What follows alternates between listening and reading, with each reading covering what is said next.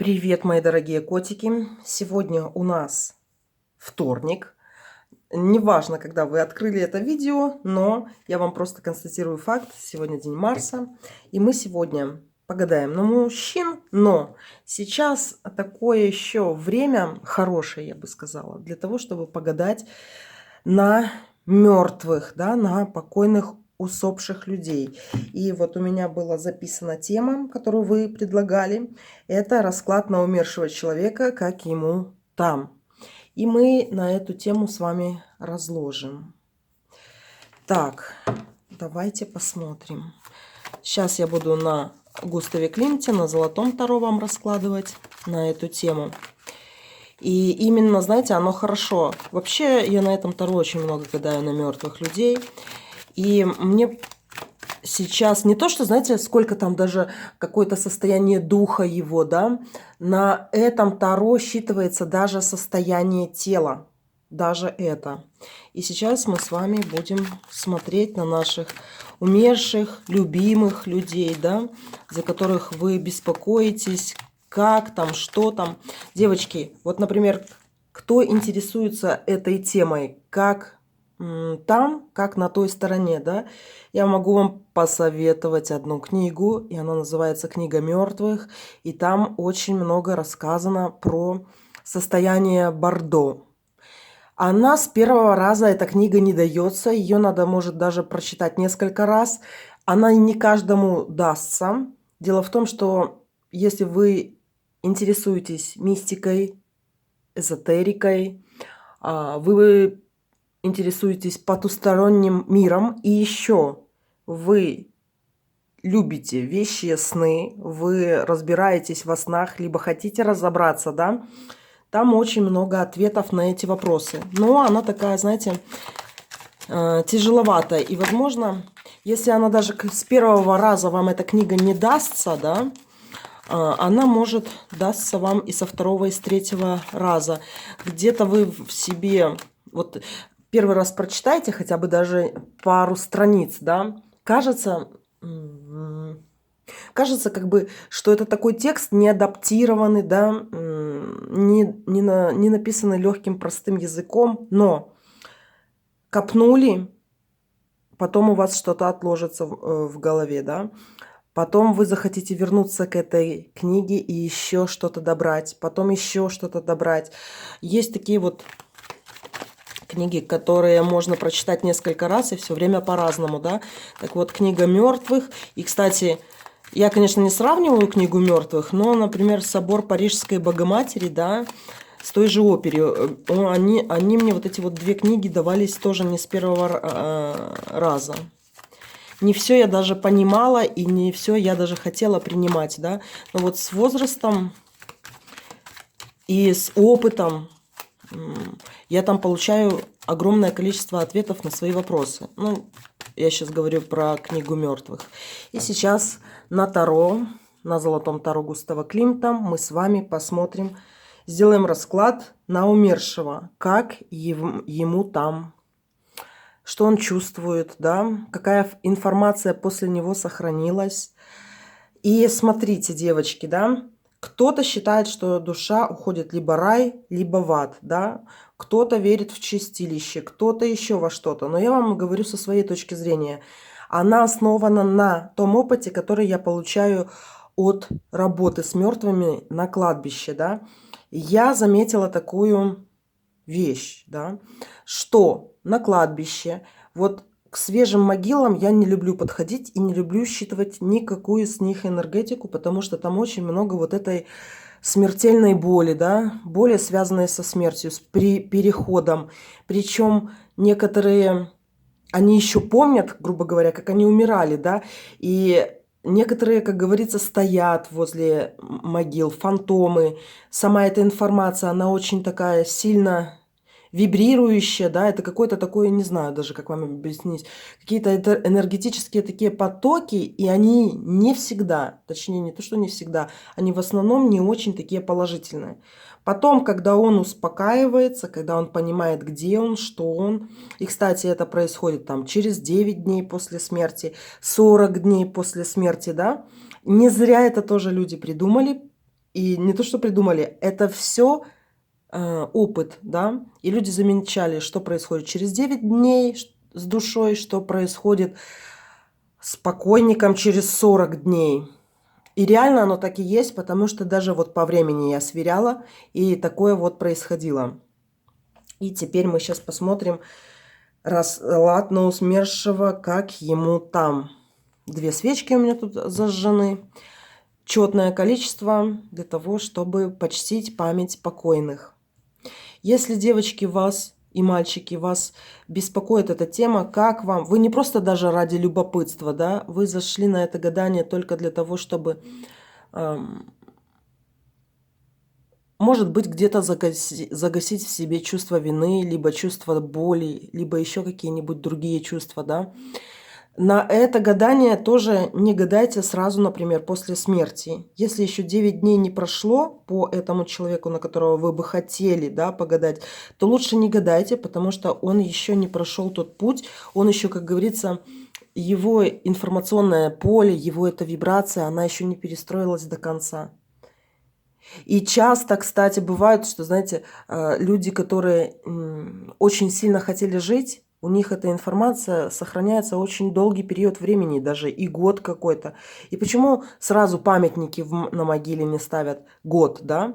То есть, например, с деревянного креста год не ставят памятник, да, не потому, что там доски прогниют и могила может просесть, ну, поэтому тоже, да, но не только поэтому, не только. Вот тут еще такой вот момент есть самой этой вибрации, которая либо в человеке сохраняется, либо какое продолжительное время оно сохраняется. Ну, как бы трудно это объяснить, но я думаю, что кто из вас сталкивался, да, вот так вот со смертью рядом близкого родного человека, да, вы понимаете, о чем речь, когда не хочется, да, камни на него ставить еще пока, потому что ощущаешь его пока каким-то таким живым, понимаете? Ну, давайте посмотрим. Сейчас мы посмотрим с вами на 6 карт. Не на 4, а именно на 6 карт. Я на 6 и на 9 люблю раскладывать, когда я гадаю на мертвых. Посмотрим, как им там. Девочки, если у кого-то кто-то умер вот как бы в ближайшее время, в ближайшие дни, пока не спрашивайте, да, дайте ему перейти в это вот состояние. Тогда его карты лучше считают намного. Если у вас есть какие-то такие сны, где являются вам покойники, да, то тут тоже вот стоит погадать. Но если прошло уже какое-то количество времени. Потому что, смотря какую информацию они хотят вам там донести. Выбирайте, пожалуйста, карту.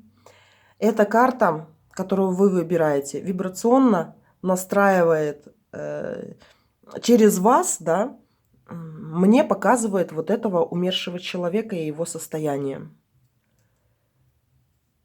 Так что чем лучше вы его представляете сейчас, тем больше вы как-то думаете ярче о нем, да, тем лучше вам ляжет эта карта, чем больше она вам скажет.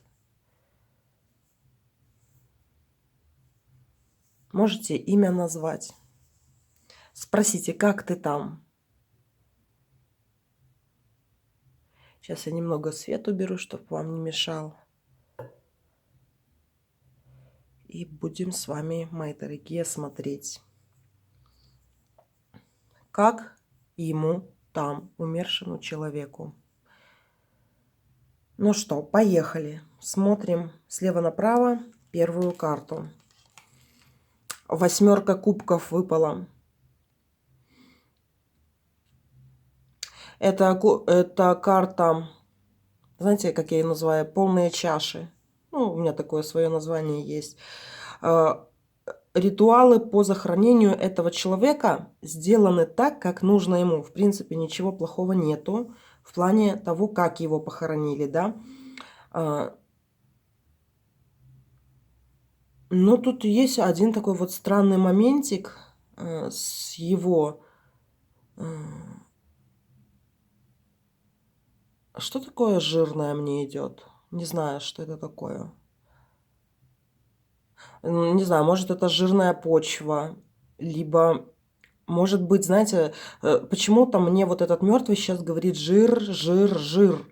Может, это жирная почва по наполнению, либо ему много чего положили внутрь, ну да, положили внутрь могилы этого человека.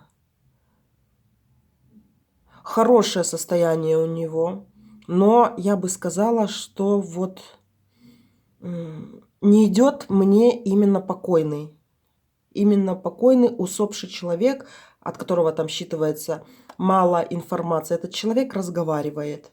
Вот этот человек, с этим человеком вы, кстати, можете даже какие-то такие, ну, не ритуалы, да, а к медиуму обратиться, и этого человека, в принципе, легко считывать, ему даже легко задавать вопросы, потому что даже мне сейчас идет, как будто человек мне хочет что-то рассказывать, да, какие-то слова говорит. Жир. Знаете, честно, как, ну, может, он при жизни это делал, как бы причмокивал, да, во сне. Вот что-то вот такое вот идет. С едой что-то тоже связано. Но это нормальная карта. Тут я сказать, что тут какое-то такое, знаете, непонятно что, тут ничего такого нету.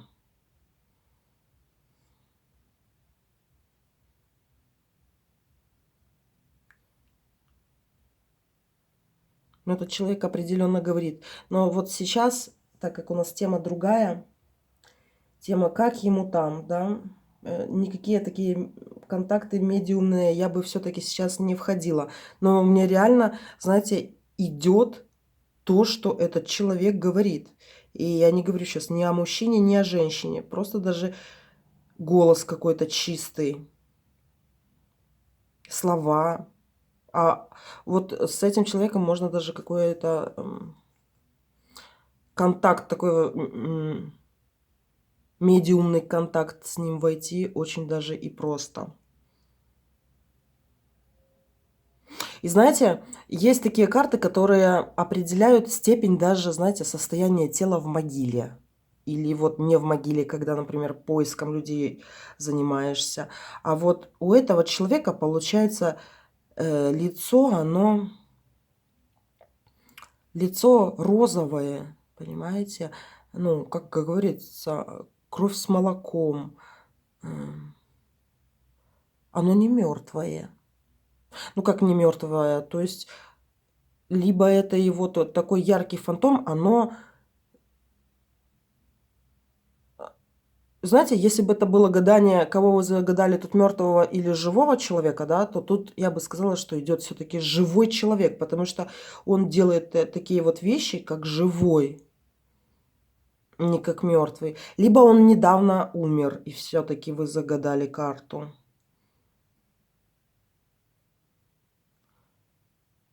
Ну, знаете, пока не хочу даже ничего большего вот об этом варианте говорить. Ничего такого плохого нету, да, но я его не вижу мертвым, да. Эм, Не вижу. Подождите, мои дорогие, я на эту карту все-таки еще выложу. Что ты хочешь сказать? Нет, это мертвый 100% человек. Карта 18-го старшего аркана. Но такое ощущение, что его лицо, знаете, вот как портрет, реально такой вот портрет идет человека, щеки, губы, волосы, да, глаза, как у живого. Может, это считывается сейчас фотография, да, такая живая, фотография живого человека на могиле. Знаете, вот до конца не скажу. Вот по двум картам трудновато сказать. Но с ним можно было бы даже и говорить. Что-то он передает, хочет передать. Но ничего такого, знаете, не бросается. Нету такой вот какой-то конкретики. Я бы сказала, что он как-то о себе говорит, да. Но тон такой вот спокойный. И по несколько слов. Два слова, три слова. Глаза закрыты. Ладно. Тут что-то такое, знаете, что... Ну, как бы сейчас я бы не трогала все-таки. Так, второй вариант. Давайте посмотрим. Расклад на умершего. Как ему там? Человек мертв и, в принципе, действительно, он, знаете, его душа уже ушла. Она реально ушла в другое измерение, в другой мир, куда хотите, но она не находится здесь, и это даже, я бы сказала, даже хорошо. Этот человек умер давно. Понимаете, это я говорю не по времени, да, а он сам говорит, что я давно умер. По его меркам это давно. Именно по его меркам. Все закрыто, он ничего не передает сейчас. Я имею в виду, спит спокойно. Спит спокойно этот человек. Но я вам скажу одну вещь еще, да, выпал все-таки Верховный Жрец. Когда выпадает на мертвых Верховный Жрец, это говорит, что он при жизни, допустим, да, чему-то учил и передавал.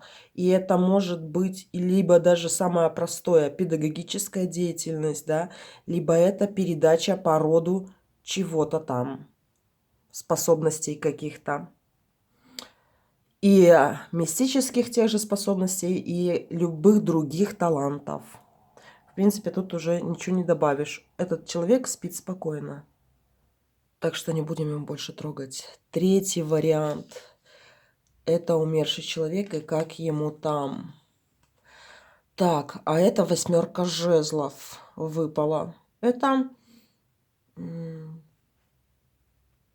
Знаете, я вам скажу одну вещь. Этот человек похоронен, и почему-то он на это и указывает, да, как будто, ну, рядом похоронены. Хоть я так кажется и говорю банальность, но мне почему-то сейчас от этой карты хочется это сказать, да, что вокруг лежат люди, с которыми либо родственники, друзья, ну, с кем он дружил. И причем такое ощущение, либо все одного уровня, либо с одного материала, да, почему-то это показывает.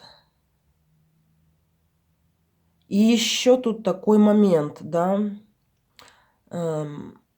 это активная могила. У этого человека активная могила, если, например, к ней обращаться. Но она активная именно как будто, как, знаете, как Стоунхендж, да.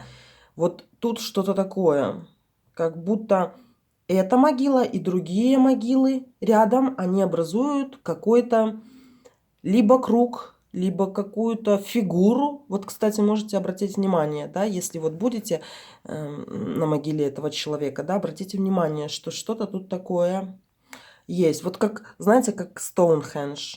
Не знаю, почему так идет. Но именно энергетики именно человека этого, там, какой-то негативной еще какого-то, каких-то измененных состояний, в которых он может находиться, ничего такого не идет. Все нормально у этого человека. Следующую карту, 4-й вариант открываем. Как этому человеку там? Двойка пентаклей. Это мертвый, который хочет напоить, да? И я вам скажу одну вещь. Человек с очень сильными какими-то родительскими чувствами, да? У него вот родительские чувства. Либо он до конца не дал то, что он хотел дать своим детям.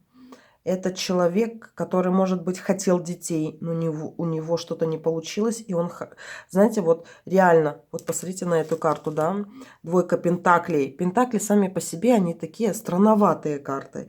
И только у Густава Климта на пентаклях вот то же самое, что практически на кубках. А то, что на кубках у него, ну, я имею в виду на картах, которые обозначают кубки, у него практически пентакли.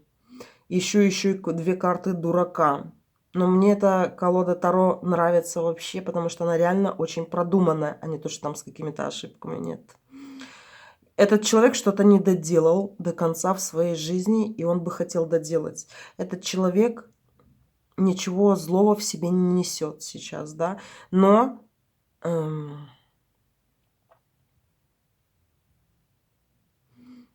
Но, знаете, как будто вот хочет продолжать помогать. Он хочет продолжать делать то, что этот человек делал при жизни по отношению к своим близким, да, и стремился. Вот эти вот какие-то семейные моменты. У этого человека, может быть, было желание, чтобы на его могиле написали какую-нибудь эпиграмму, да, в которой он как бы продолжает свою жизнь. Либо уже на нем написали.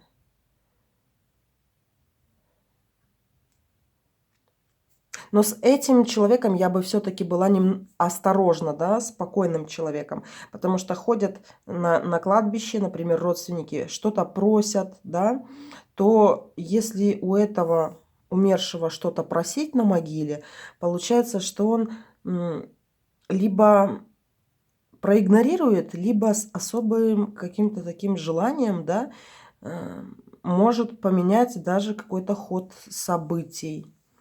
Но как будто... Подождите, девочки, все-таки я тут еще одну карту доложу. Что хочет этот мертвый? Да, есть тут такой момент, да. Осторожно быть, как я уже и говорила. С ним надо осторожно быть, потому что он хочет продолжать жизнь.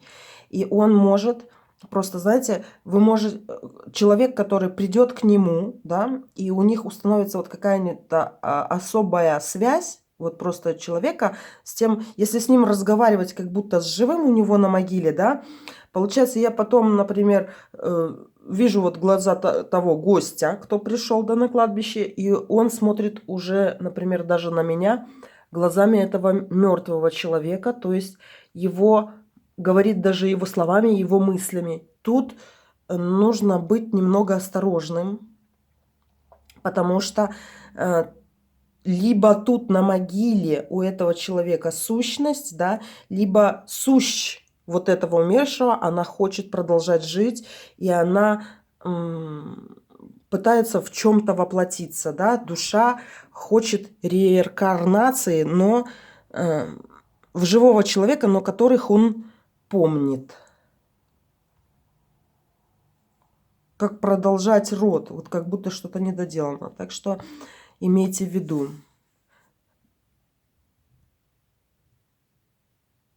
Пятый вариант. Умерший человек и как ему там. Четверка кубков.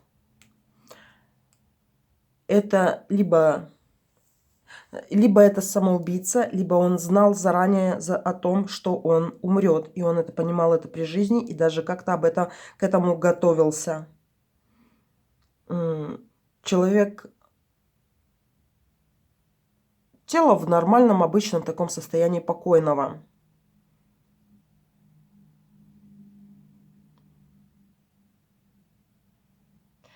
Я просто сейчас почему молчу, потому что я, знаете, как захожу как на кладбище и с ним пытаюсь общаться, потому мне надо время. Я пытаюсь его уменьшать, да, где-то нажимать на паузу, ну, чтобы не задерживать видео, а иногда просто забываю нажимать на паузу в таких случаях. Так что простите меня за это.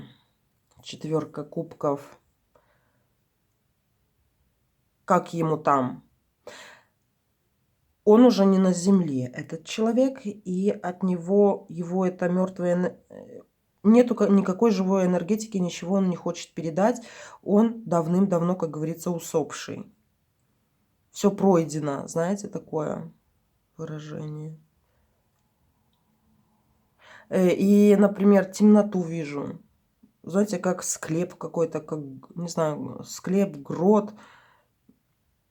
Просто темнота в каком-то, ну, в каком-то пространстве и не очень таким близком. Не знаю, что это такое.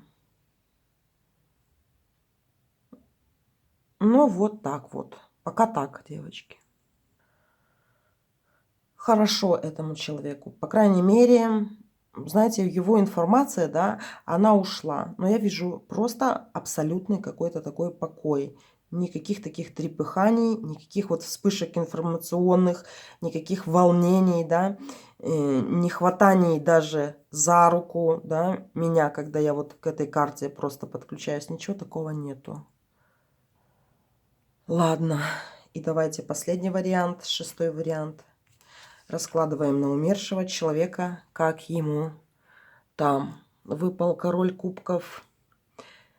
Девочки, если кто-то загадал тут мужчину, потому что король кубков выпал, я должна об этом сказать.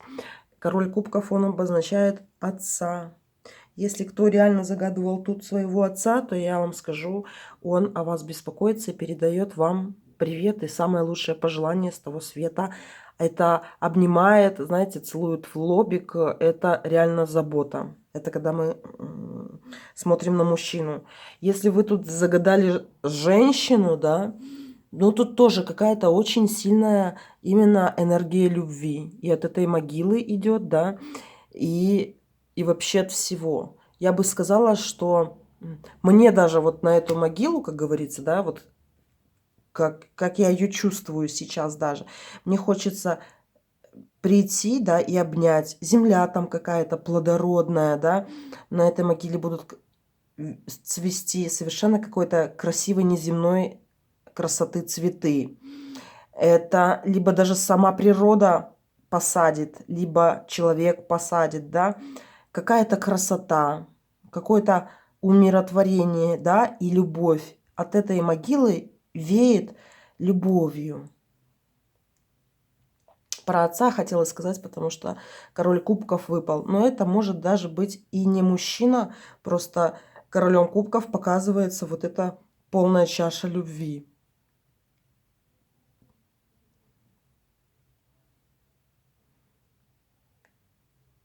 Знаете, еще какой-то даже вот святости идет. Какая-то святость идет. Вот как, знаете, как какими чертами обладает святой, да? Мы чувствуем вот эту святость, вот эту какую-то доброту.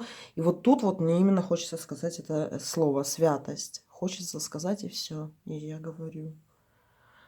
Вот. Вот такое вот сейчас у нас было гадание, расклад на умершего человека, как ему там, да. Если честно, иногда страшно раскладывать эти расклады, потому что непонятно, что может пойти. Бывают мертвые, они, как говорится, бывают и буйные, да, и бывает еще и пытаются что-то такое вот передать, что не знаешь, как это говорить. В общем, вот такой вот был расклад. Все, пока-пока, мои дорогие.